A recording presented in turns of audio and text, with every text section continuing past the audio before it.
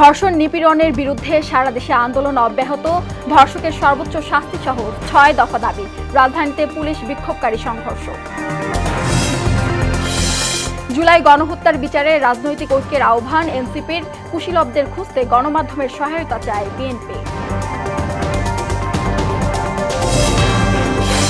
শেখ হাসিনা ও পরিবারের ব্যাংক হিসাবে মিলল ৬৩৫ কোটি টাকা। টিউশন ফির আড়ালে পাচারকৃত অর্থ ফিরিয়ে আনার উদ্যোগ। এবং মুখ থুবড়ে পড়ছে কাউন্টার ভিত্তিক বাস সেবা। একক কোম্পানিতে যেতে পরিবহন শ্রমিকদের বাগড়া। সমীক্ষার তাগিদ নগরপিতের।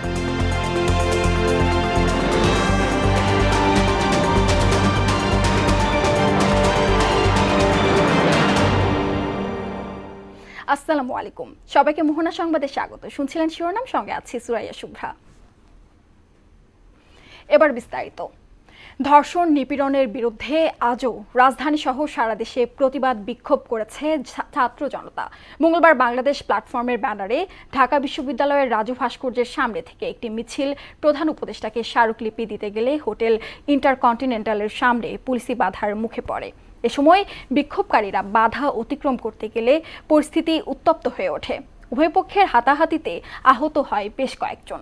বিস্তারিত জানাচ্ছেন মুনতাসির মামুন। মঙ্গলবার বিকেলে ধর্ষণ ও নিপীড়নের বিরুদ্ধে অবস্থান নিতে হোটেল ইন্টারকন্টিনেন্টালের সামনে জড়ো হয় বাংলাদেশ প্ল্যাটফর্মের সদস্যরা। ঢাকা বিশ্ববিদ্যালয়ের রাজু ভাস্কর্য থেকে মিছিল নিয়ে প্রধান উপদেষ্টার কাছে স্মারকলিপি দিতে গেলে সেখানে বাধা দেয় পুলিশ। এ সময় পরিস্থিতি কিছুটা উত্তপ্ত হয়ে ওঠে। এক পর্যায়ে পুলিশ বিক্ষোভকারীদের ২ দফা লাঠিপেটা করে। ধাওয়া পাল্টা ধাওয়া সংঘর্ষে উভয় পক্ষের কয়েকজন আহত হয়। শান্তিপূর্ণ মিছিল চলাকালীন সময়ে এই জায়গায় এসে আমরা দেখলাম এই নারী সদস্যদের এই মিছিলের মধ্যে কিছু পুরুষ পুলিশ এরা আক্রমণ করে। বিক্ষোভকারীরা জানান, স্বরাষ্ট্র উপদেষ্টা ব্যর্থতায় দেশব্যাপী ধর্ষণ নিপীড়নের ঘটনা বেড়ে গেছে। এ সময় স্বরাষ্ট্র উপদেষ্টা পদত্যাগ, ধর্ষণ বিরোধী দ্রুত বিচার ট্রাইব্যুনাল গঠন ও আইন সংস্কারের দাবি জানান তারা। ৯ দফার অন্যতম দাবি ছিল এই যে ব্যর্থ জাহাঙ্গীর, আমাদের নিরাপত্তা না দিতে পারা জাহাঙ্গীর, আমাদের মারা যাওয়ার কারণ জাহাঙ্গীর, অথর্ব জাহাঙ্গীর, তার পদত্যাগ করতে হবে। অন্যদিকে পুলিশ বলছে আইন শৃঙ্খলা রক্ষার স্বার্থেই তারা ব্যবস্থা নিয়েছে। তারা আসবে এখানে, এখান থেকে আমি পাঠাই দেব প্রতিনিধি ৫ জন, যে তারা কথা বলে আসবে। এটা নিয়ে তো আর আমাদের দ্বিমত নাই। আমরা জাস্ট খালি এই জায়গাটা যেহেতু 144 সবসময় জারি করা থাকে, আমরা যেতে দিলাম না, যেতে দেই নাই, যে আপনারা এখানে থাকেন, আপনাদের প্রতিনিধি ভিতরে যাক। কোথাও দেখছেন যে আমরা লাঠি পিটাইছি বা আমাদের যে ওয়াটার কানুন আছে কিছু করছি বা সাউন্ড গ্রেনেড মারছি, কিছুই করে নাই। আমরা এইটুকু যদি আমরা তারাও না থাকতে পারি, তাদেরকে যদি আমি অ্যালাউ করি, তাহলে আমরা চাকরি করার দরকার ঠিক। মুনতাসির মামুন, মোহনা সংবাদ, ঢাকা। সমাজে বিশাল বার্তা দিতে জনসমক্ষে ধর্ষকের শাস্তি চান শিক্ষার্থীরা। মঙ্গলবার শাহবাগে অবস্থান নিয়ে ধর্ষকের সর্বোচ্চ শাস্তি সহ ৬ দফা দাবি জানান ঢাকার ৩০ কলেজের শিক্ষার্থীরা। এ সময় ধর্ষণ বিরোধী স্লোগানে উত্তাল হয়ে ওঠে শাহবাগ চত্বর। দাবি আসে স্বরাষ্ট্র উপদেষ্টার পদত্যাগের। মনিরুল ইসলামের রিপোর্ট। ফাঁসি চাই, ফাঁসি চাই, ধর্ষকদের ফাঁসি চাই, তুমি কে আমি কে, আসিয়া আসিয়া, এমন সব গগন বিদারী স্লোগানে কেঁপে ওঠে শাহবাগ এলাকা। মঙ্গলবার বেলা 11:30টার দিকে রাজধানীর ৩০ কলেজের শিক্ষার্থীরা শাহবাগে সমবেত হয়। দেশজুড়ে অব্যাহত খুন, ধর্ষণ আর নারী নিপীড়নের মতো ঘটনার জন্য ক্ষোভ প্রকাশ করেন শিক্ষার্থীরা। শেখ হাসিনার আমলে পাইনি কোনো বিচার, সেই জন্য রক্তস্রোতের উপর দিয়ে এই ইন্টারিম সরকারকে আমরা ক্ষমতায় বসিয়েছি। কিন্তু আমরা দেখছি সেই ইনজাস্টিস এই ইন্টারিম সরকারের আমলেও হচ্ছে। ভিকটিম এবং সাসপেক্ট উভয় তথ্য প্রমাণের সাপেক্ষে পুলিশের হেফাজতে রয়েছে, কিন্তু তাকে বিচারের আওতায় আনা হচ্ছে না। প্রশাসন আমাদের সেফটি দিতে পারছে না, তাই আমরা আজকে রাজপথে আবার নেমেছি। জুলাইতে আমরা রক্ত দিয়েছি, আমরা সামনে লাগলে আমাদের জীবন দিব, কিন্তু দেশের নিরাপত্তা, দেশের নাগরিকের নিরাপত্তা আমাদের কাছে, আমরা কাজ করব, ইনশাআল্লাহ আছি থাকবো। পরিস্থিতি অবনতির জন্য স্বরাষ্ট্র উপদেষ্টার অপসারণ সহ ধর্ষণ ও নারী নিপীড়নের বিচারে ট্রাইব্যুনাল গঠনের দাবি জানায় শিক্ষার্থীরা। যে মেয়েটা রেপ হয়েছে তার তো কষ্ট, তাকে সবাই কথা শোনাচ্ছে কি তুমি রেপ হয়েছে, তুমি রেপটেড, বাট যে রেপ করছে তার কিন্তু কোনো লজ্জা শরম নাই, তাকে কিন্তু কেউ টন মারতেছে না বা কিছু বলতেছে না। জনসম্মুখে এনে ধর্ষককে শাস্তি দেওয়া হোক, কঠোর থেকে কঠোর, নির্মম থেকে নির্মম, নিষ্ঠুর থেকে নিষ্ঠুর শাস্তি দেওয়া হোক, যাতে আর কোনো ধর্ষক সৃষ্টি না হয়। ধর্ষণের বিচার 30 দিনের মধ্যে নিষ্পত্তি, ধর্ষকের বিরুদ্ধে জিরো টলারেন্স নীতি সহ জনসম্মুখে রায় কার্যকরের দাবিও করে তারা। 30টা কলেজ থেকে, স্কুল কলেজ থেকে এসেছে আমরা ছাত্ররা, সবাই রোজা রেখে অনেক কষ্ট সহিত এখানে এসেছে। একটাই দাবি, ধর্ষকদের উপযুক্ত শাস্তি এবং মৃত্যুদণ্ড। ধর্ষণ মোকাবেলায় সামাজিক প্রতিরোধ গড়ে তোলার আহ্বানও আসে কর্মসূচি থেকে। মনিরুল ইসলাম, মোহনা সংবাদ, ঢাকা। বাংলাদেশে গ্যাজপ্রম ইন্টারন্যাশনালের গ্যাস অনুসন্ধান কার্যক্রমের ধারাবাহিকতা নিশ্চিতে অধ্যাপক মোহাম্মদ ইউনুসের সহযোগিতা চেয়েছে রাশিয়া। মঙ্গলবার রাষ্ট্রীয় অতিথি ভবন যমুনায় প্রধান উপদেষ্টার সঙ্গে সাক্ষাতে এই অনুরোধ জানান বাংলাদেশে নিযুক্ত রাশিয়ান রাষ্ট্রদূত আলেকজান্ডার খোজেন। ভোলায় 5টি কূপ খননের জন্য গ্যাজপ্রমের প্রস্তুতির প্রশংসা করে প্রধান উপদেষ্টা বলেন, বিদ্যুৎ, জ্বালানি ও খনিজ সম্পদ মন্ত্রণালয় এ বিষয়ে কাজ করছে এবং ভবিষ্যতে আরও সহযোগিতার জন্য প্রস্তুত রয়েছে। বৈঠকে বাণিজ্যিক সহযোগিতা বাড়ানো সহ বিভিন্ন বিষয় নিয়ে আলোচনা হয়। রাষ্ট্রদূত জানান, বন্ধুত্বের নিদর্শন হিসেবে বাংলাদেশে 30,000 টন এমওপি সার সরবরাহের প্রস্তুতি নিচ্ছে রাশিয়া।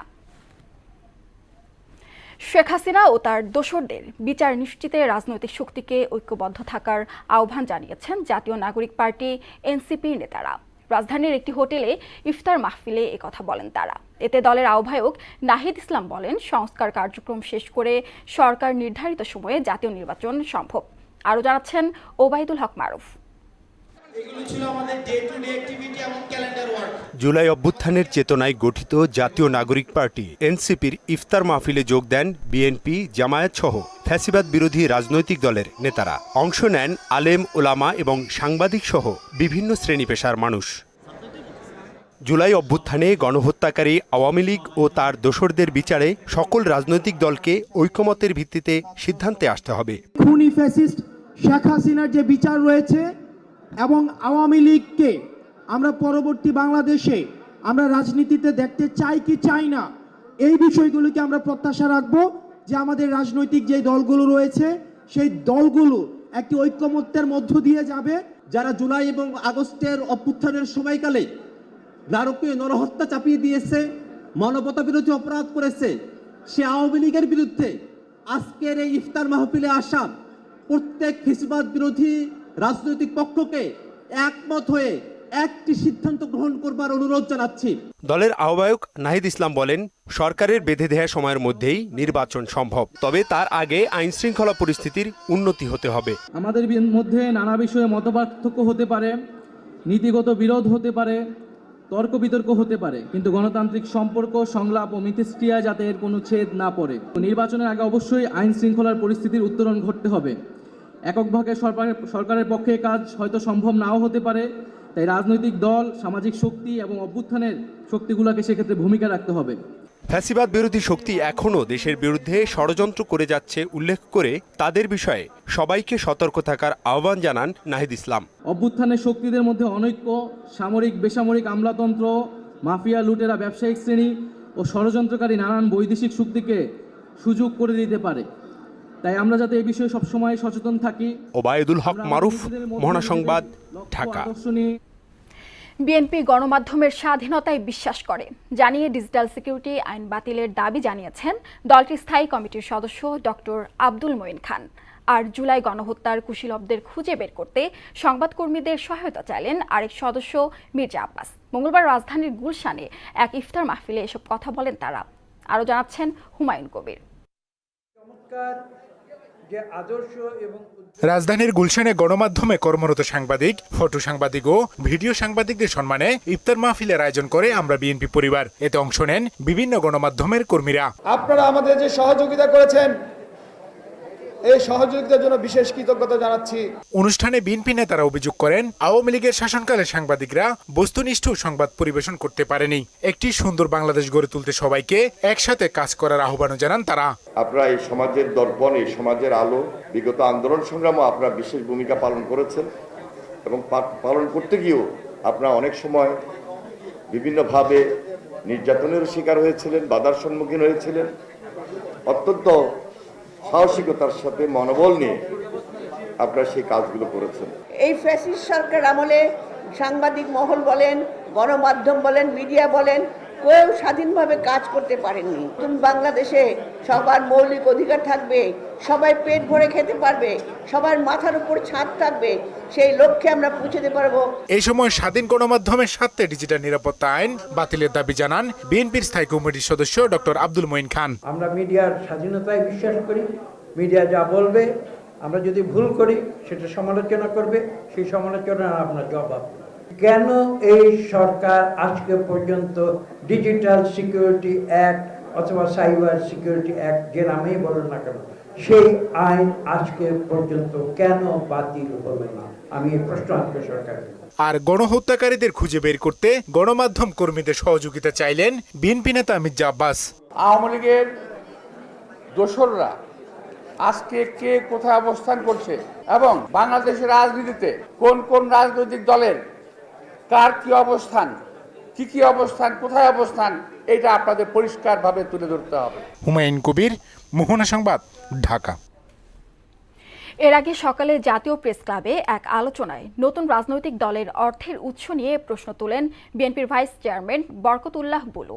এ সময় জনগণের অধিকার প্রতিষ্ঠায় দ্রুত নির্বাচনী রোডম্যাপ ঘোষণার দাবি জানান দলের অন্য নেতারা। বিস্তারিত তানজিদ ভূঁইয়ার প্রতিবেদন। জাতীয় নেতা মশিউর রহমান জাদু মিয়ার ৪৬তম জন্মবার্ষিকী উপলক্ষে এই আলোচনা সভা। এতে অংশ নেন বিভিন্ন রাজনৈতিক দলের নেতারা। বিএনপির ভাইস চেয়ারম্যান শামসুজ্জামান দুদু বলেন, জাদু মিয়ার রাজনৈতিক আদর্শ ধারণ করতে পারলে দেশ ফেসিবাদ মুক্ত হবে। আর দলের চেয়ারপারসনের উপদেষ্টা আব্দুস সালাম দ্রুত আগামী নির্বাচনের রোডম্যাপ ঘোষণার আহ্বান জানান। আজকে মশিউর রহমান জাদু ভাইও নয়, শহীদ জিয়া রহমান নয়, কিন্তু তাদের প্রদত্ত যে রাজনীতি, সেই রাজনীতিকে আমাদের ধারণ করতে হবে। এই ধারণ করতে পারলে ফ্যাসিবাদকে আমরা রুখতে পারবো। নির্বাচনের মধ্য দিয়ে সকল ষড়যন্ত্র নস্যাৎ হয়ে যাবে এবং গণতন্ত্র আবার আমরা ফিরে পাবো। যারা ৭১কে বিশ্বাস করে না, তারা জনগণের কাছে ভোট চাওয়ার যোগ্য নয় বলে মন্তব্য করেছেন বিএনপির ভাইস চেয়ারম্যান বরকতুল্লাহ বুলু। ৭১ যারা মানে না, আমি মনে করি তারা এই দেশের মানুষের কাছে ভোট চাওয়ার কোনো অধিকার নেই এবং তাদের ভোটে দাঁড়ানোরও কোনো যোগ্যতা নাই। ন্যূনতম সংস্কার শেষে দ্রুত নির্বাচন আয়োজনের তাগিদ দেন বরকতুল্লাহ বুলু। যত দ্রুত বাংলাদেশে নির্বাচনের রোডম্যাপ দেবেন, তত দ্রুতই আপনার বাংলাদেশে একটি গণতন্ত্র এবং বাংলাদেশ একটি স্বস্তি ফিরে আসবে। তানজিদ ভূঁইয়া, মোহনা সংবাদ, ঢাকা। ক্ষমতাচ্যুত প্রধানমন্ত্রী শেখ হাসিনা, তার ছেলে সজীব ওয়াজেদ জয়, মেয়ে সাইমা ওয়াজেদ পুতুল, বোন শেখ রেহানা এবং তাদের স্বার্থ সংশ্লিষ্ট ১২৪টি ব্যাংক হিসাবের ৬৩৫ কোটি টাকা অবরুদ্ধ করার আদেশ দিয়েছেন আদালত। এদিকে রূপপুর পারমাণবিক বিদ্যুৎ কেন্দ্র নির্মাণে অনিয়মের অভিযোগে শেখ হাসিনা ও তার পরিবারের সদস্যদের বিদেশ যাত্রায় নিষেধাজ্ঞা জারি করেছেন আরেক আদালত। মঙ্গলবার দুদক কার্যালয়ে সংবাদ ব্রিফিংয়ে এসব তথ্য জানান সংস্থার মহাপরিচালক এসইউ সেলিমের প্রতিবেদন। ছাত্র জনতার গণ আন্দোলনে ক্ষমতাচ্যুত সাবেক প্রধানমন্ত্রী শেখ হাসিনা, তার ছেলে সজীব ওয়াজেদ জয়, মেয়ে সাইমা ওয়াজেদ পুতুল, বোন শেখ রেহানা, তার মেয়ে টিউলিপ, ছেলে ববি সহ তাদের স্বার্থ সংশ্লিষ্ট ১২৪টি ব্যাংক হিসেব অবরুদ্ধ করার আদেশ দিয়েছেন আদালত। এসব অ্যাকাউন্টে ৬৩৫ কোটি টাকা সমপরিমাণ নগদ অর্থ রয়েছে।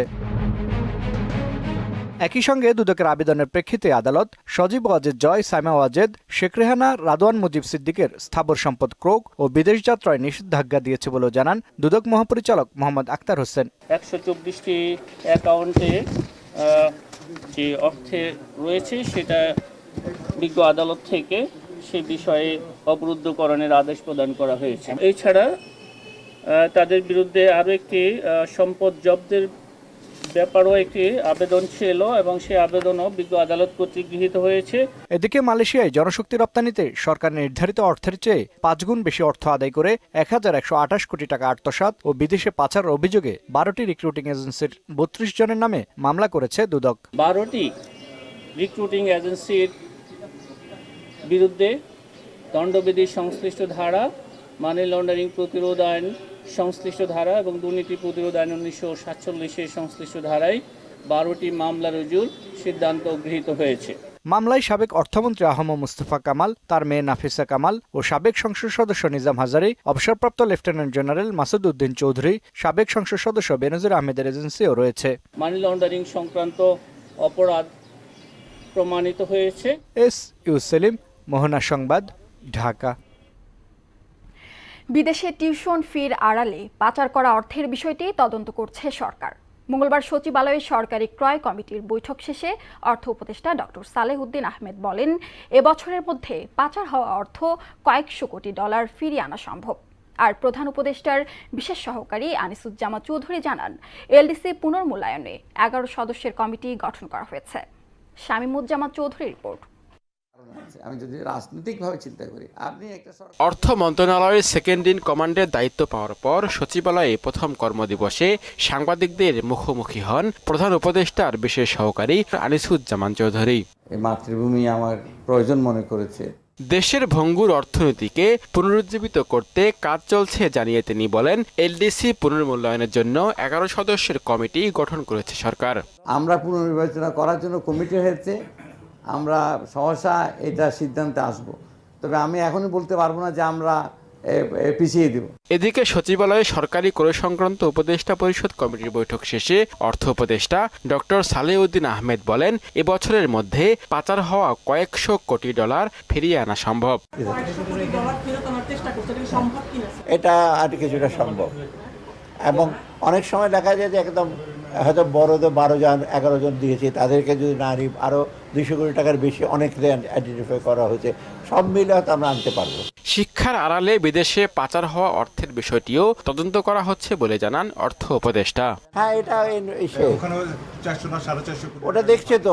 শামীমুজ্জামান চৌধুরী, মোহনা সংবাদ, ঢাকা। জুলাই আন্দোলনের সময় সাভারে আসহাবুল ইয়ামিনকে হত্যার অভিযোগে 10 জনের বিরুদ্ধে গ্রেপ্তারি পরোয়ানা জারি করেছেন আন্তর্জাতিক অপরাধ ট্রাইব্যুনাল। এদিকে রাষ্ট্রপতিকে স্পিকারের শপথ পড়ানো কেন অসাংবিধানিক নয়, এ বিষয়ে রুল জারি করেছেন হাইকোর্ট। কাজী পাপ্পুর রিপোর্ট। গত 18 জুলাই সাভার ব্যাংক কলোনির সামনে গুলিবিদ্ধ আসহাবুল ইয়ামিনকে এপিসি গাড়িতে তোলে পুলিশ। এরপর তাকে গাড়ি থেকে ছুঁড়ে ফেলতে দেখা যায়। এই ঘটনায় মঙ্গলবার নতুন একটি মামলা দায়ের করেছে প্রসিকিউশন টিম। আসহাবুল ইয়ামিনকে হত্যার অভিযোগে 10 জনের বিরুদ্ধে গ্রেফতারি পরোয়ানা জারি করেন আন্তর্জাতিক অপরাধ ট্রাইব্যুনাল। প্রসিকিউশনের পক্ষ থেকে আমরা 10 জনের বিরুদ্ধে গ্রেফতারি পরোয়ানা জারি আবেদন করেছিলাম। মাননীয় ট্রাইব্যুনাল আমাদের আবেদন মঞ্জুর করে উক্ত 10 জনের বিরুদ্ধে গ্রেফতারি পরোয়ানা জারি করেছেন। এই 10 জনের মধ্যে আইন শৃঙ্খলা বাহিনীর সদস্যরাও আছেন এবং স্থানীয় কিছু আওয়ামী লীগ নেতৃবৃন্দও আছে। এদিকে রাজধানীর চানখারপুরে 7 জনকে হত্যা মামলায় বিচারকের সামনে হাজির করা হয় কনস্টেবল নাসিরুলকে। শুনানি শেষে তাকে গ্রেফতার দেখে পাঠানো হয় কারাগারে। থানার রেকর্ডে দেখা যায় যে 40 রাউন্ড গুলি এবং একটি চাইনিজ রাইফেল ইস্যু করা হয়েছিল এবং সে তার অপারেশন শেষে মাত্র 16 রাউন্ড গুলি ফেরত দেয়, বাকি গুলি সে ছাত্র জনতার উপরে বর্ষণ করেছে। পুলিশ গ্রেফতার করে ট্রাইব্যুনালে হাজির করা হয়েছে। ট্রাইব্যুনাল তাকে কারাগারে প্রেরণের আদেশ দিয়েছেন। এই মামলার পরবর্তী তারিখ 22/4/2025। খুলনায় কলেজ শিক্ষার্থী নাইম হোসেনকে গুলি করে হত্যা চেষ্টা মামলায় শেখ পরিবারের 5 সদস্য সহ 10 জনের বিরুদ্ধে মামলা হয়েছে ট্রাইব্যুনালে। শেখ পরিবারের আছে 5 থেকে 6 জন, আর তালুকদার আব্দুল খালেক, তার বউ হাবিবুল নাহার, আর তার সাথে যে কর্মী 4 জন। এদিকে স্পিকার কর্তৃক রাষ্ট্রপতিকে শপথ পাঠ করানো কেন অবৈধ হবে না জানতে চেয়ে রুল জারি করেছেন হাইকোর্ট। বিচারপতি AKM আসাদুজ্জামানের নেতৃত্বাধীন বেঞ্চ এই রুল জারি করেন। শুনানি আনতে রুল ইস্যু করেছেন। আমরা যেভাবে রুল চেয়েছি, অসাংবিধানিক ঘোষণা করা এবং প্রয়োজনীয় পদক্ষেপ নেওয়া যাতে সংবিধানের পুরাতন বিধান, যেটি 37-38 বছর ধরে চলে আসছে, রাষ্ট্রপতিকে বাংলাদেশের প্রধান বিচারপতি শপথ পড়াবেন, সেটি রেস্টোর করা হবে না। তো আজকে আমরা শুনানি করেছি, শুনানির পরে আদালত সন্তুষ্ট হয়ে রুল জারি করেছেন। রাষ্ট্রপতিকে জাতীয় সংসদের স্পিকারের শপথ পাঠ করানোর বৈধতা চ্যালেঞ্জ করে সোমবার রিট দায়ের করা হয়। কাজী পাপ্পু, মোহনা সংবাদ, ঢাকা। পাঠ্য বই ছাপার কাগজ কেনাকাটায় রাখাল রাহার কোনো সম্পৃক্ততা নেই বলে জানিয়েছেন জাতীয় শিক্ষাক্রম ও পাঠ্যপুস্তক বোর্ডের চেয়ারম্যান অধ্যাপক AKM রিয়াজুল হাসান।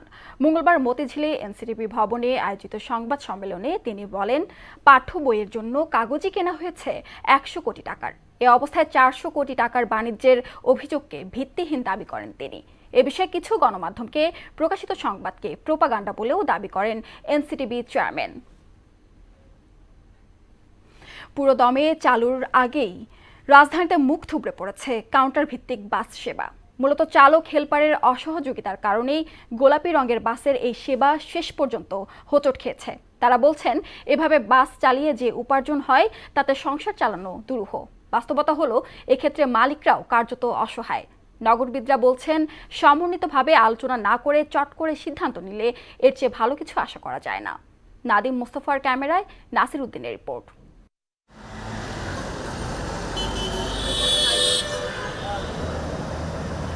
কাউন্টার উধাও, বন্ধ টিকিটিং ব্যবস্থাও, যত্রতত্র ওঠানো হচ্ছে যাত্রী।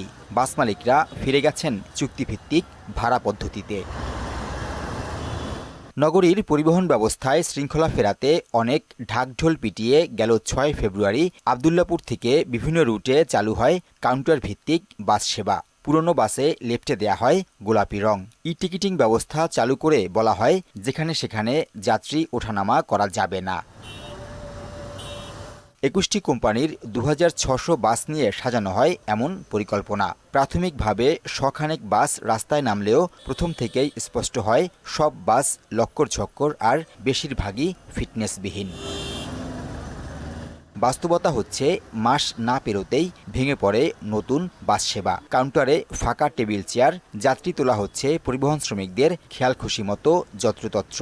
এতে যানজটের নগরীতে স্বস্তিতে যাতায়াতের স্বপ্ন দেখা মানুষের মনে ক্ষোভ ও হতাশা। আমার এখন মন চাইতেছে আমি এখান থেকে উঠতেছি, ঠিক আছে, ওইখান থেকে মন চাইতেছে ওইখান থেকে উঠতেছি, টিকিটের কোনো সিস্টেমই নাই। ওরা যেখানে সেখানে যাত্রী উঠাবে, হাত জায়গাইলে উঠাবে, এটা তো সিস্টেম। দাঁড়াই নিবে, এটা তো বদলায় না। সরকার বদলায়, রং বদলায়, কিন্তু চরিত্র বদলায় না। মালিক নয়, মূলত সমস্যা শ্রমিকদের। কাউন্টার ভিত্তিক বাস চালাতে গেলে নগদে ভাড়া তোলার সুযোগ থাকে না। শ্রমিকদের অনুযোগ, ট্রিপ প্রতি 5 থেকে 800 টাকা পারিশ্রমিক নির্ধারণ করা হয়, যা চুক্তিভিত্তিক চলাচলে উপার্জনের তুলনায় অনেক কম। এটা মুখেই সম্ভব, বাস্তবতা আসলে এটা সম্ভব না, জীবনেও সম্ভব না। এদেশের ক্যাটাগরিটা এরকম বাজে, কি বলুম, কিচ্ছু করার নেই, ভাবেই চলবো, সিস্টেমই এটাই। সারাদিন খাইটা 5টার দিকে আইয়া রাইতে 1টার দিকে গাড়ি বন্ধ করবো, তো এই 500-1000 বেতনে তো আমাকে পোষাইবো না।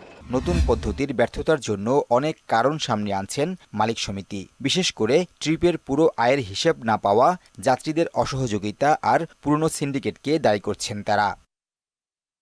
কন্ট্রাক্টরের কাছে কোনো টাকা পয়সা নাই, তা এটার কিছু ডিমেরিটস আমরা লক্ষ্য করছি। মালিককে 2000 দিলে তারা 4000 নিয়ে গেছে, 5000 নিয়ে গেছে। ওই যে সিস্টেমটা, ওইটা আমরা এখনো ব্রেক করতে পারিনি। নগরবিদরা বলছেন, গণপরিবহনে শৃঙ্খলা ফেরাতে সরকারের উদ্যোগের বিকল্প নেই। আবার বাস ফ্র্যাঞ্চাইজির ক্ষেত্রেও চালাতে হবে সমীক্ষা। বাসের প্রায়োরিটি লেন এবং অন্যান্য গাড়ির নিয়ন্ত্রণ, এই সমস্ত কিছু প্রাক সমীক্ষার মাধ্যমে যথোপযুক্তভাবে নিরূপণ ছাড়া এই কার্যক্রম বাস্তবায়ন সম্ভব না। এই ধরনের উদ্যোগ নেওয়ার আগে মালিক শ্রমিকদের সঙ্গে বসে ঐকমত্যের ভিত্তিতে পরিকল্পনা ঠিক করার পরামর্শ দেন তিনি। এখনকার গণপরিবহন ভিত্তিক কার্যক্রমটা 1 নম্বর প্রায়োরিটি। নাসির উদ্দিন, মোহনা সংবাদ, ঢাকা। এবছর বাংলাদেশে ফিতরার জনপ্রতি সর্বনিম্ন 110 এবং সর্বোচ্চ 2805 টাকা নির্ধারণ করা হয়েছে। মঙ্গলবার জাতীয় সাদাকাতুল ফিতর নির্ধারণ কমিটির সভায় এ হার নির্ধারণ করা হয়। দেশের সব বিভাগ থেকে সংগৃহীত আটা, যব, খেজুর, কিশমিশ ও পনিরের বাজার মূল্যের ভিত্তিতে এই বছরের ফিতরা নির্ধারণ করা হয়েছে। মুসলমানরা নিজ নিজ সামর্থ্য অনুযায়ী ওই পণ্যগুলোর যে কোনো একটি বা তার বাজার মূল্য দিয়ে ফিতরা আদায় করতে পারবেন। নানান সমস্যায় ভুগছেন ঢাকা উত্তর সিটির নতুন 18টি ওয়ার্ডের বাসিন্দারা। মঙ্গলবার নগর ভবনে এক গণশুনানিতে নিজেদের অপ্রাপ্তির কথা জানান তারা। জবাবে ওয়াসা, রাজুকসহ বিভিন্ন প্রতিষ্ঠানের সমন্বয়হীনতার কারণে নিজের অসহায়ত্ব তুলে ধরেন উত্তর সিটির প্রধান নির্বাহী কর্মকর্তা মীর খায়রুল আলম। অনুষ্ঠানে নতুন ওয়ার্ডগুলোর নাগরিক সুযোগ সুবিধা উন্নয়নে 1 বছর সময় চান সিটি কর্পোরেশনের প্রশাসক মোহাম্মদ এজাজ। সুরাইয়া মন্ডির রিপোর্ট।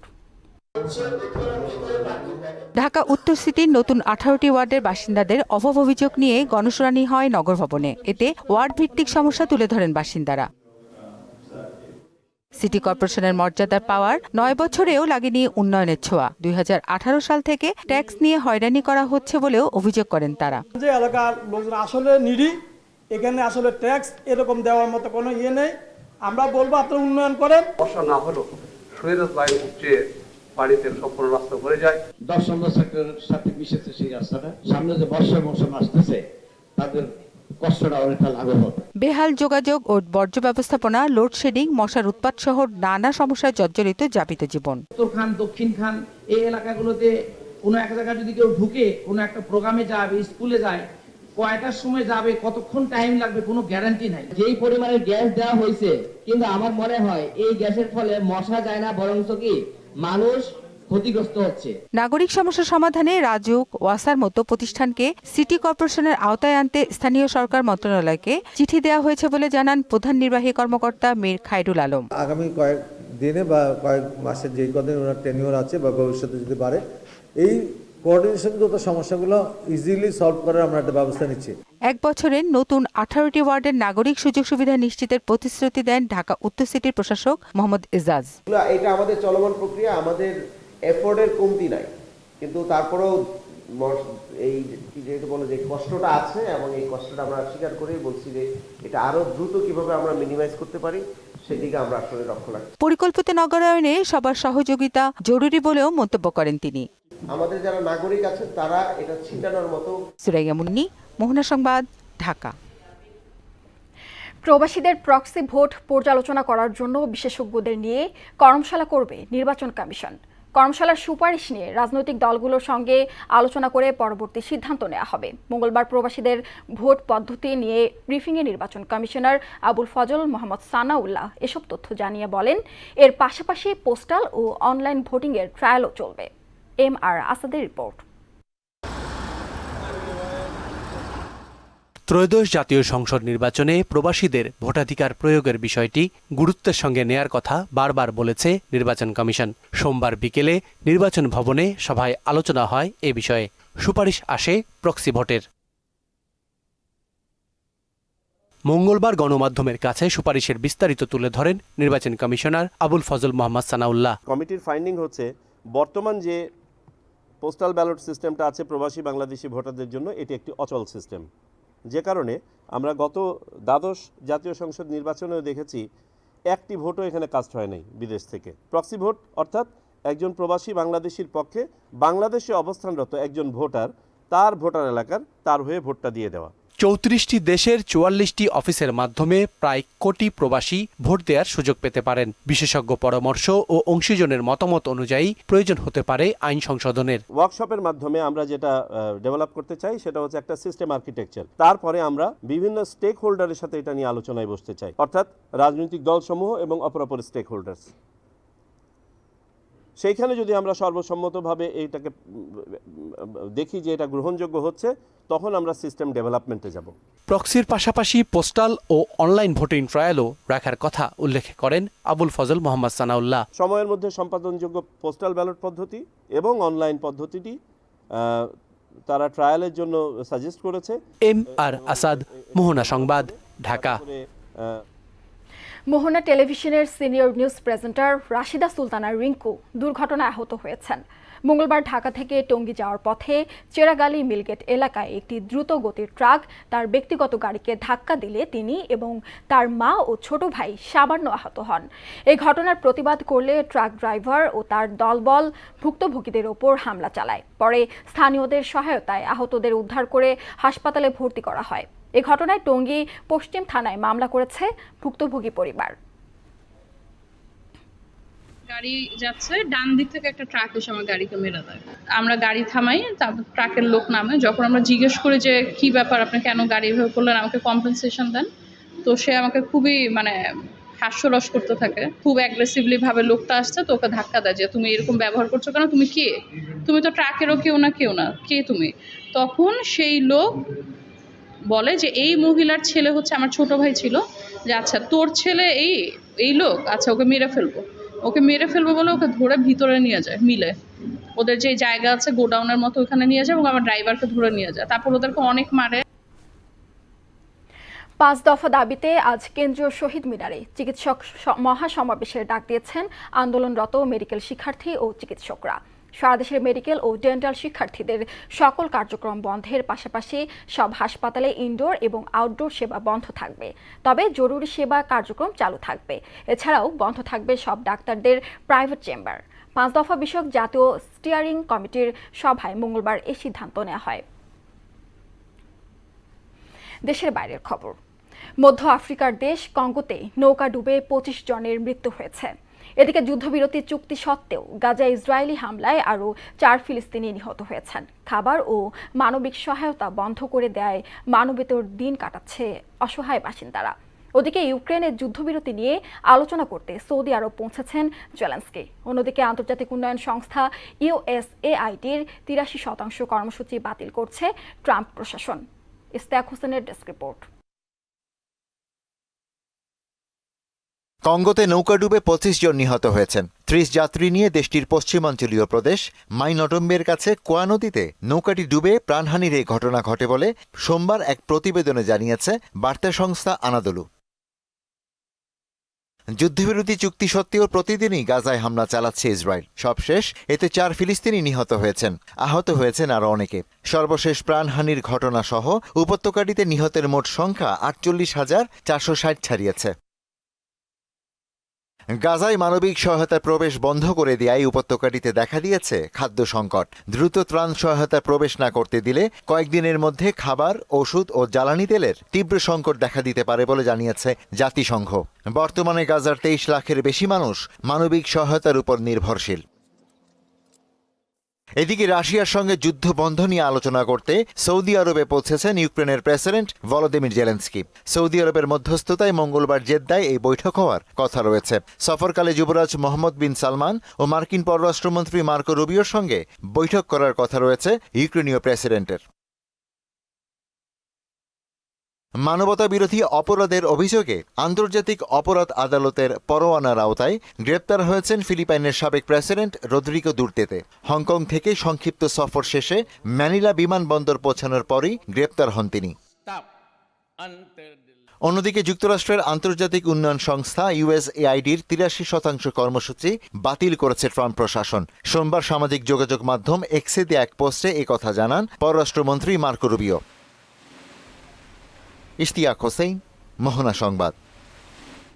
খেলার খবর। ক্রিকেট।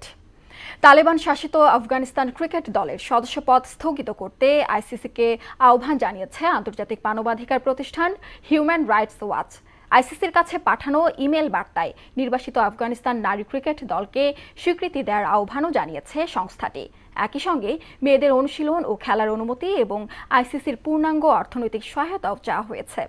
আফগানিস্তান ক্রিকেট দলের আন্তর্জাতিক ক্রিকেটে অংশগ্রহণের বিষয়ে নিষেধাজ্ঞা চেয়ে চিঠিটি পাঠানো হয়েছে সরাসরি আইসিসির সভাপতি জয় শাহকে উদ্দেশ্য করে গেল 3 ফেব্রুয়ারি চিঠিটি পাঠানো হলেও সেটি প্রকাশ্যে এসেছে 7 মার্চ।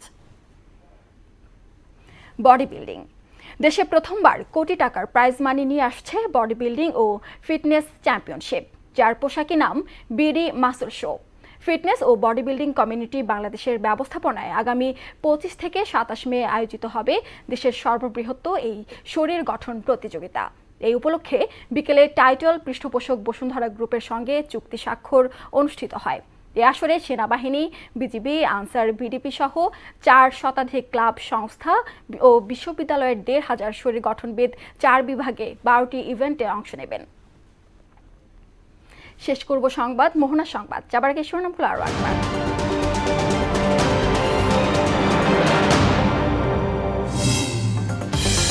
ধর্ষণ নিপীড়নের বিরুদ্ধে সারা দেশে আন্দোলন অব্যাহত। ধর্ষকের সর্বোচ্চ শাস্তি সহ 6 দফা দাবি। রাজধানীতে পুলিশ বিক্ষোভকারী সংঘর্ষ। জুলাই গণহত্যার বিচারে রাজনৈতিক ঐক্যের আহ্বান এনসিপির। কুশীলবদের খুঁজতে গণমাধ্যমের সহায়তা চায় বিএনপি।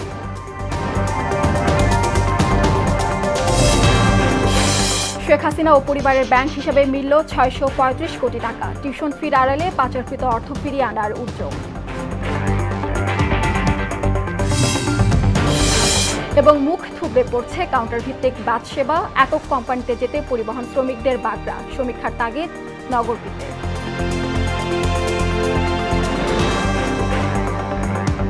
এই ছিল মোহনা সংবাদে। মোহনার সবশেষ খবর জানতে ভিজিট করুন www.mohna.tv। সংবাদ দেখতে পারেন ফেসবুক, ইউটিউবেও। এতক্ষণ সঙ্গে থাকার জন্য ধন্যবাদ।